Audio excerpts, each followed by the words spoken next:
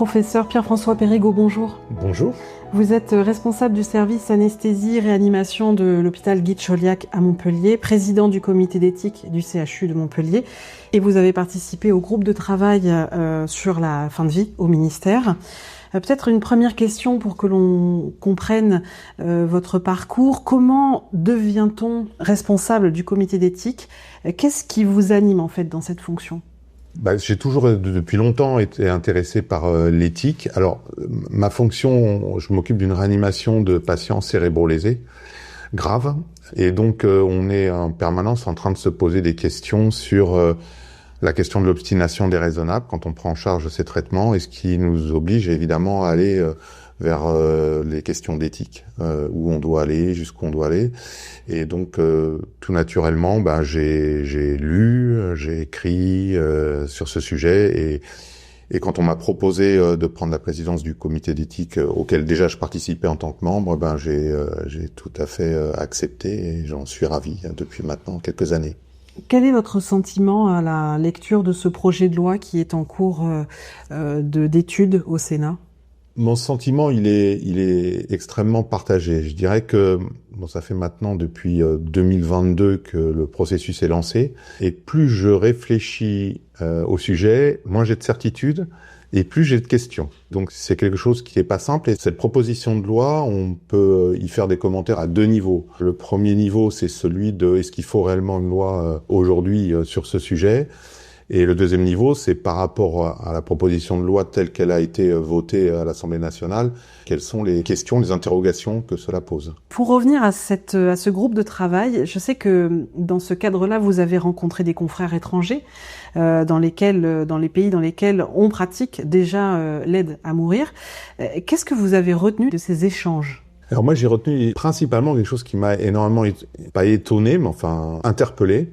Donc moi, je suis allé en Belgique avec la ministre de l'époque, avec sa délégation, pour rencontrer donc les acteurs. Et en fait, on a rencontré un grand nombre d'acteurs qui étaient très mal à l'aise avec ce qui était en train de se passer en Belgique. Parce que, et c'est notre crainte aussi pour le texte français, c'est que quand on commence à ouvrir le débat et surtout à commencer à définir des critères, on se voit que ces critères, inéluctablement, ils vont s'élargir. Et en plus, sur un principe éthique qui est celui de la non-discrimination, de la justice distributive. En fait, c'est tout le monde a droit à avoir accès aux soins, et donc, à partir du moment où on met un texte sur l'aide à mourir, pourquoi un patient A qui a des critères et le patient B qui a des critères vraiment très proches, il n'y aurait pas accès? Et puis finalement, on se dit, oui, il faut que lui aussi y ait accès, et ainsi de suite. On voit que ces critères s'élargissent, et donc le nombre d'actes d'aide active à mourir, alors pour la Belgique c'est l'euthanasie, explose. Et une des problématiques d'une proposition de loi comme ça, c'est au départ se dire qu'effectivement il y a peut-être quelques situations pour lesquelles notre loi actuelle ne répond pas, mais quand on commence à entrouvrir la porte, on risque d'aller vers quelque chose qui n'est plus quelques cas, mais une modalité banale de décès. Comme on peut le voir aux Pays-Bas. Aujourd'hui, aux Pays-Bas, vous avez 5,6% des décès qui sont liés à l'euthanasie. Si vous ramenez ça à la population française, on serait entre 35 et 40 000 euthanasies, en tout cas aides actives à mourir par an en France. Donc on n'est plus sur quelque chose d'exceptionnel, mais bien sur quelque chose qui devient fréquent et qui ne va pas s'en poser un problème. Est-ce que dans ces pays, en tout cas la Belgique, l'euthanasie est considérée comme un soin à part entière ? Alors au départ, c'était le cas. Et là, ces soignants, et ils étaient nombreux. On a rencontré des médecins, on a rencontré des infirmières, on a rencontré des cadres, on a rencontré des psychologues. Pour eux, la question est en train vraiment de dériver, puisqu'ils ont ouvert aux enfants, ils ont ouvert aux troubles psychiatriques, ce qui n'est pas sans poser un problème.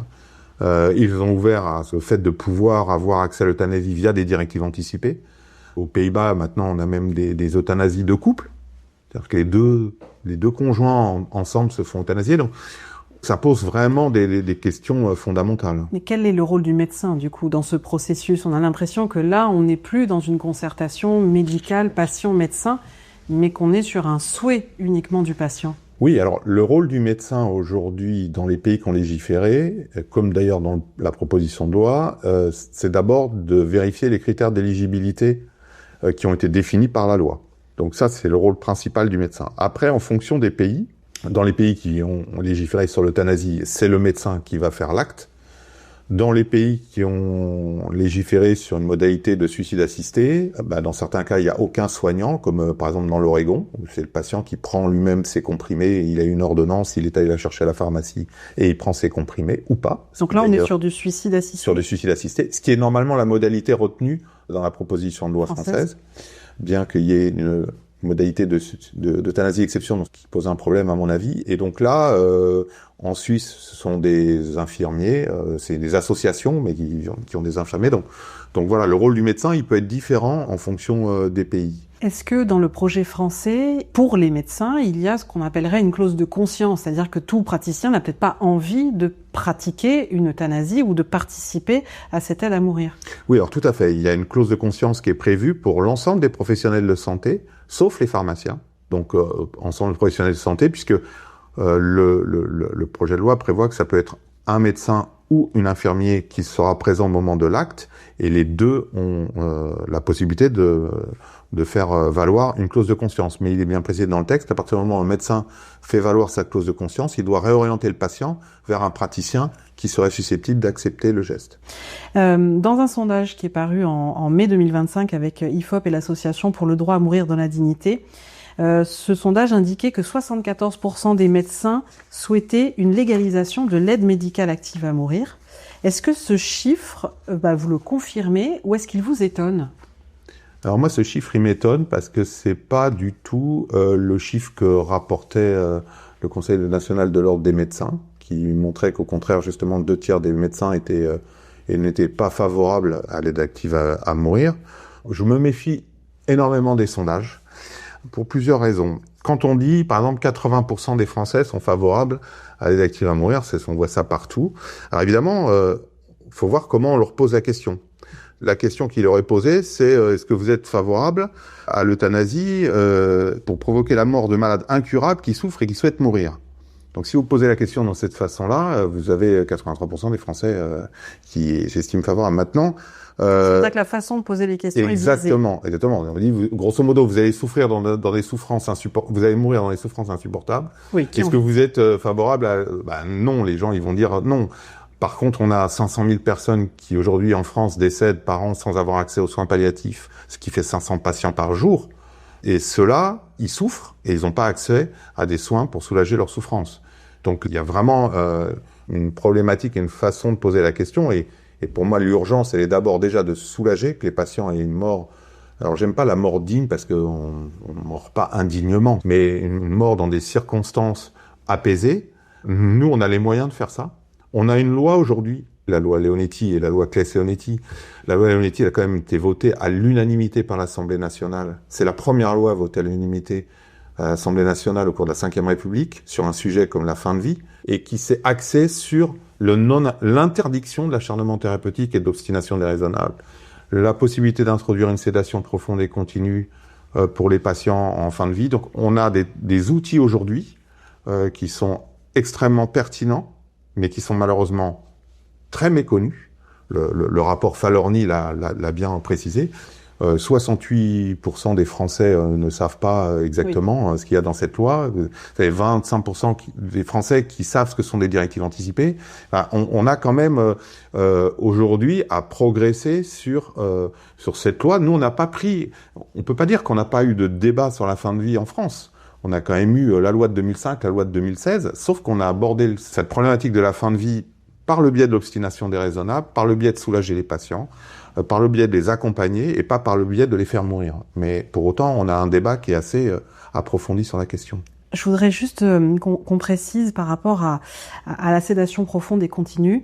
Le rapport de la Convention citoyenne a marqué que l'accès à l'aide active à mourir doit permettre de combler les insuffisances du cadre légal actuel, notamment les limites de cette sédation. Est-ce que vous pourriez nous indiquer quelles sont ces limites, puisque vous nous dites que à l'heure actuelle, nous sommes capables d'apporter une solution confortable pour permettre une fin de vie apaisée? Alors, aujourd'hui, nous sommes capables d'apporter une solution confortable pour des patients qui sont en fin de vie. Donc, sur des patients qui vont mourir.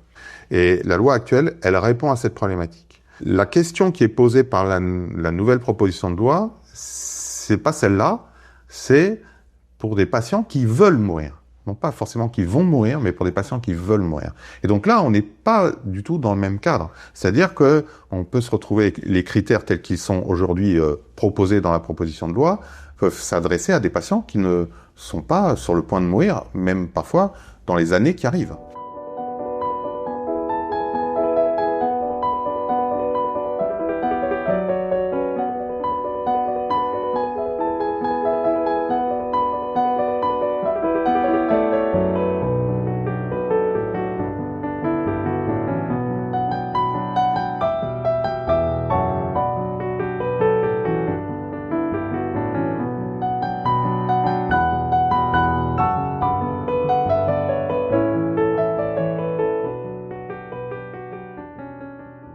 Il semblerait que l'investissement dans les soins palliatifs soit beaucoup plus coûteux que dans l'investissement dans l'aide à mourir par suicide assisté ou par euthanasie. Est-ce que l'aspect économique pèse, à votre avis, dans les délibérations? Alors, c'est sûr que ça coûte plus cher de faire des soins palliatifs et que l'aide à mourir fait faire des économies. Maintenant, je pense que ça serait un faux procès de penser, enfin j'ose espérer, que c'est un faux procès de penser que ce qui motive cette proposition de loi, ça serait le fait de faire des économies. C'est un effet collatéral, qui peut-être est bienvenu dans le cadre actuel des voilà, mais je pense vraiment pas, pour avoir quand même beaucoup discuté avec des gens qui sont très pro pour cette loi, vraiment c'est pas ça qui les motive. Voilà. Mais alors, du coup, si vous dites qu'il y a une méconnaissance des soins palliatifs, que ce soit de la part de l'opinion publique comme visiblement des députés ou des sénateurs, alors qu'il y a eu un débat sur la question, plusieurs débats sur la question, qu'est-ce qui fait qu'il y a eu un manque de pédagogie? Et qu'est-ce qui pourrait être fait? C'est très compliqué. Je fais énormément de formations. Je fais formation sur ce sujet, je le fais à l'école d'infirmière, à l'école de cadre de santé, à l'école de kiné, à l'école de sage-femme, aux étudiants en médecine, dans des réunions grand public. Et je vois qu'il y a une méconnaissance de cette loi, aussi bien chez les soignants que chez les patients. Et c'est un vrai souci. Après, il faut continuer d'inclure ça dans toutes les études. Ben là, voilà, on essaye, mais il y a vraiment aujourd'hui un manque de connaissance de tout notre dispositif actuel que l'on a, ça c'est clair. Projetons-nous dans le cadre où ce projet de loi serait entériné. À quel niveau cela pourrait transformer la relation que les praticiens de santé, les soignants, peuvent avoir avec leurs patients en fin de vie et potentiellement avec leur famille? À quel niveau la relation de confiance peut être altérée? La relation de confiance, elle peut être altérée à plusieurs niveaux. Alors, nous, en réanimation, on n'est pas confrontés à ça. Hein. Nous, on est très confrontés à la fin de vie, puisque malheureusement, un patient sur 4 chez nous va mourir. Mais ils devaient tous mourir quand ils arrivent chez nous, donc on en sauve 3 sur 4, mais il y en a quand même 1 sur 4 qui malheureusement décède. Je pense que quand aujourd'hui, en tout cas dans les unités qui prennent des patients qui sont conscients et qui ont des pathologies de type cancer ou des maladies terminales, quand la personne exprime ce désir, la première question qui va leur être posée, c'est « mais pourquoi vous demandez à mourir ?» Une fois qu'on a une loi qui l'autorise, la question qui va se poser, alors c'est « oui, quand et comment ?» au lieu du « pourquoi ». Donc ça, c'est quand même vraiment pour moi un premier point important. Le deuxième point, c'est le délit d'entrave à l'aide à mourir qui est prévu dans la loi. C'est-à-dire que on ne sait pas comment pourrait être considéré le fait qu'un soignant essaye de dissuader un patient de mourir par rapport à ce délit d'entrave qui est qu'on n'a pas le droit d'empêcher. Donc vous voyez, rien que là déjà, il y a quelque chose qui pose questionnement. Mais je voulais juste revenir sur ce que vous aviez dit tout à l'heure sur une chose sur laquelle on est confronté, nous, alors par contre en réanimation régulièrement. Vous voyez, on n'arrête pas de dire donc tout le monde veut une loi pour avoir accès à choisir sa mort, entre guillemets. Nous, ce à quoi on est confronté aujourd'hui, c'est quand on a des décisions d'arrêt de traitement, qu'on prend des décisions d'arrêt de traitement, parce que malheureusement c'est dans 80% des cas en réanimation la modalité de décès, c'est qu'à un moment on arrête la réanimation qui nous semble déraisonnable. Eh bien, tous les conflits, enfin désaccords qu'on a avec les proches, c'est les proches qui veulent qu'on continue. Ils veulent pas qu'on arrête. En fait, c'est exceptionnel qu'on ait des demandes d'arrêt. Donc on a l'impression que tout le monde veut, mais qu'en fait, quand on est confronté au mur, en fait, on veut plus. Et aujourd'hui, nous, c'est ça notre difficulté, c'est que on a l'impression de faire des traitements qui sont futiles et qui sont même malveillants envers certains patients, parce que les proches s'opposent au fait que pensent qu'il faut arrêter les traitements. Je vais revenir sur le projet de loi en lui-même, qui est donc en cours d'analyse, on va dire, en cours de lecture. Quels sont les points, s'il fallait en choisir quelques-uns, sur lesquels il faut être particulièrement vigilant parce que ça va susciter des soucis? Il y a d'abord les critères d'éligibilité, puisque aujourd'hui, on n'est plus du tout sur des patients qui vont être forcément en fin de vie. Et d'ailleurs, le titre de la loi a bien changé. Au départ, c'était une loi qui s'adressait à la fin de vie. C'est devenu une loi sur l'aide à mourir. La deuxième, bien qu'on l'ait répété à plusieurs reprises, il n'y a pas d'évaluation psychiatrique sur une demande d'aide à mourir, alors qu'aujourd'hui, un patient qui dit « j'ai envie de me suicider », vous devez obligatoirement l'orienter vers un psychiatre. Il y a aussi un autre problème qui est caractériser la souffrance réfractaire, puisqu'il a été rajouté dans le texte qui n'était pas initialement le fait que le patient peut refuser ses traitements. Donc comment on va caractériser une souffrance réfractaire à partir du moment où le patient refuse d'être traité? Il y a le délai. Le délai de 15 jours est complètement déraisonnable. C'est trop court. Ah oui, c'est beaucoup trop court, puisque aujourd'hui, on s'adresse pas à des patients qui vont mourir à court terme, puisque là, on a la loi actuelle. Donc on s'adresse sur des patients dont le pronostic vital est engagé, on va dire, sur le long terme. Et donc là, 15 jours nous semble complètement déraisonnable. Et d'ailleurs, on le voit bien. Qu'est-ce qui se passe en Oregon? En Oregon, vous avez sur les 100% de prescriptions de médicaments, d'ordonnances, pour les gens qui ont décidé, qui avaient les critères d'éligibilité, il y en a que 60% qui vont prendre le traitement. C'est-à-dire que cette demande, elle est fluctuante dans le temps. Et si vous laissez 15 jours, au maximum 15 jours, plus après 48 heures, vous allez vous trouver dans une situation où les gens, vous allez actionner le dispositif alors qu'en fait ces gens, sans doute, n'auraient pas mouru. Et même, je vous donne un exemple tout à fait concret, les patients tétraplégiques. Aujourd'hui, nous, on a un centre de référence des patients tétraplégiques qui arrivent dans nos réanimations.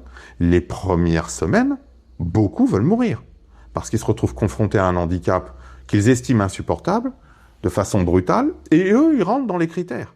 Si on répond dans les 15 jours, alors évidemment, à la fin, il y en a quasiment plus aucun qui veut mourir, parce qu'ils ont accepté leur handicap. Mais si on doit répondre dans les 15 jours à une demande à des patients qui répondent, on pourrait mettre fin à un certain nombre de patients tétraplégiques. Et en plus, 15 jours, quand on connaît la difficulté d'accès aux soins. Il y a 2 semaines, j'ai été contacté par une personne qui avait des souffrances très importantes, qui avait demandé un rendez-vous au centre antidouleur et qui avait un rendez-vous dans 6 mois.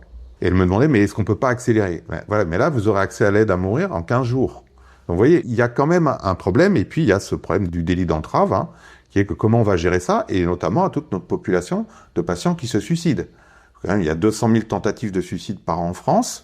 Comment on va gérer nos tentatives de suicide, les réanimer, etc., si on dit qu'il y a un délit d'entrave à l'aide à mourir, avec un plan de prévention du suicide. Et puis, pour terminer, dernier point, le concept d'euthanasie d'exception. Donc ça, c'est un point qui me tient particulièrement à cœur, parce que on est allé rencontrer les conseillers d'Emmanuel Macron à l'Élysée pour leur expliquer que ce concept n'existe d'ailleurs dans aucun pays qui a légiféré sur l'assistance au suicide. Et qu'avec notre loi actuelle, qui est la loi Claes-Leonetti, on n'a pas besoin de cette euthanasie d'exception. Puisqu'en fait, la question n'est pas de savoir si le patient, il est paralysé ou pas, est-ce qu'il est capable de prendre un produit. La question, c'est est-ce que le patient, il est capable de déglutir ou de ne pas déglutir. C'est-à-dire, même s'il est paralysé, il peut déglutir. Donc, si vous lui mettez le produit avec un verre, une paille, et qu'il veut le prendre, il pourra le prendre.